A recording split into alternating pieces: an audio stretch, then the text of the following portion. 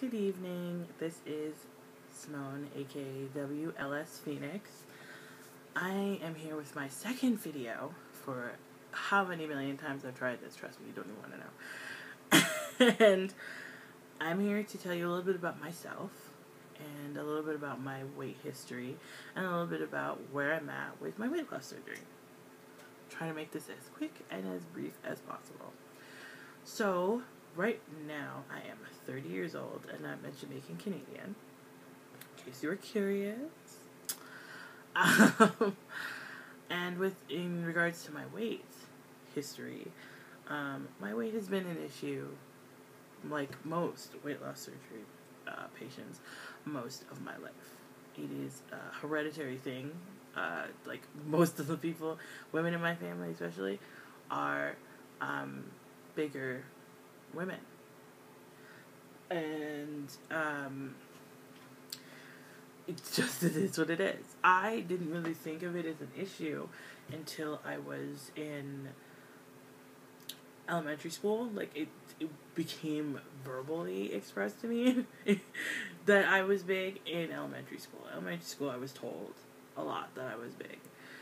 It didn't really faze me. It didn't cause any of those things, but I did sit down and talk to my mom and say, kids were teasing me, and she said to me,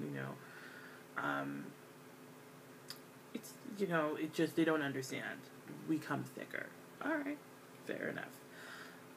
Then, I think elementary school is when it ended for that particular verbal part, but it became visually apparent to me in high school. High school, I saw it. It was more apparent because though I was at a Catholic high school where uniforms were the predominant thing, I think you see it more when we're all wearing the same thing. And I also wasn't eating right. I wish I had been, obviously, but I wasn't eating right. In elementary school, you're eating bag lunch that were prepared mostly by a parent who was thinking, sandwich, little snack, a drink. High school, nah. High school, the cafeteria is the experience. Well, that was for me anyway.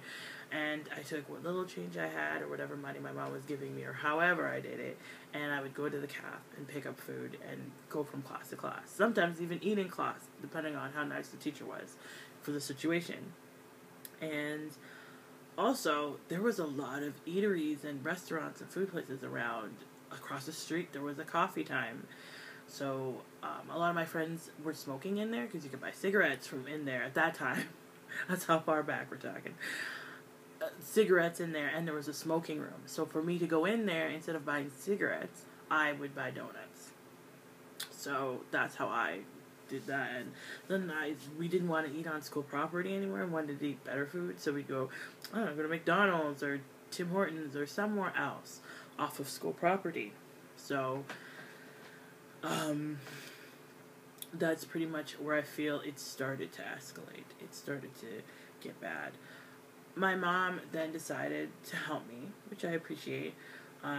More meal management, slim fast, changing in food habits, Xenical, we tried diet pills. I'll get into more detail about those things in another video. It worked. They worked. These things did work. It's just, I wasn't consistent.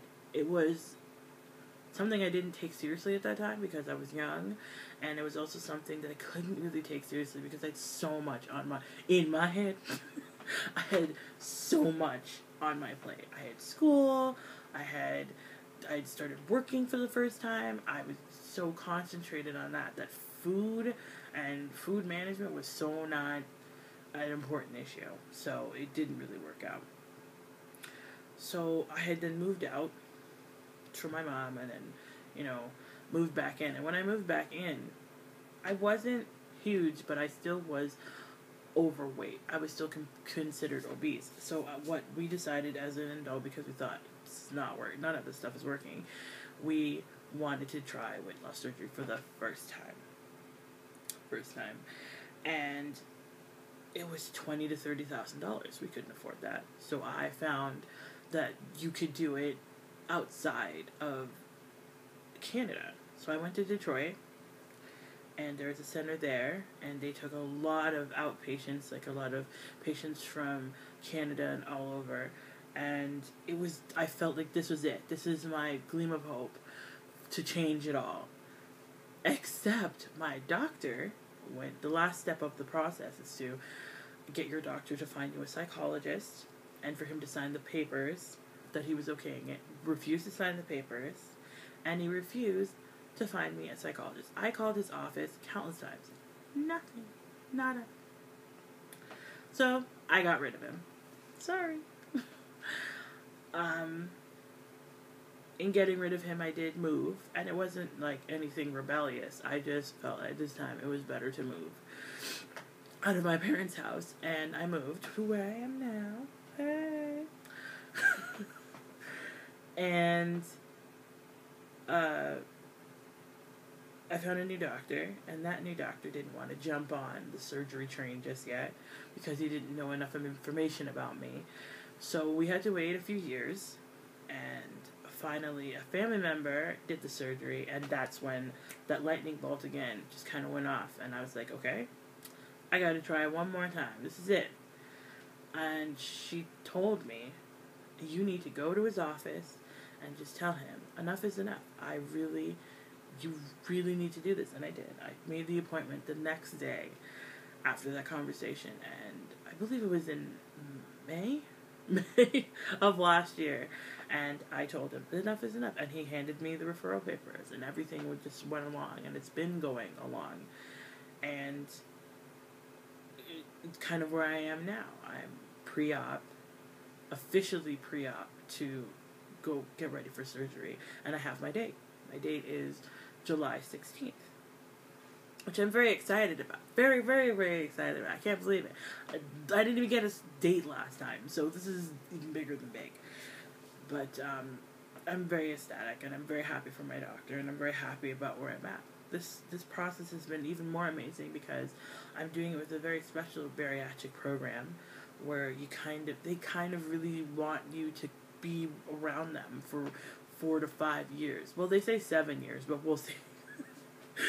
We'll see, but 7 years they want them to be your primary people for a group or staff for this. So my mom has been the primary person who's been standing by me through this whole process. Well, obviously from the beginning, I keep bringing up my mom. And she goes to every appointment. She's gone since the orientation last July. Oh my God, it's like a full year. Man, it's coming around. She's been, going, and she's not good with blood. She's not good with surgery. She's not good with any of those things. She sat through it like a trooper. So, Mom, you're awesome. She went to the orientation. Then we went to see a nurse who did kind of a overall overview of my body and my blood and stuff like that. I had to give up smoking, which was hard at first, but it obviously has been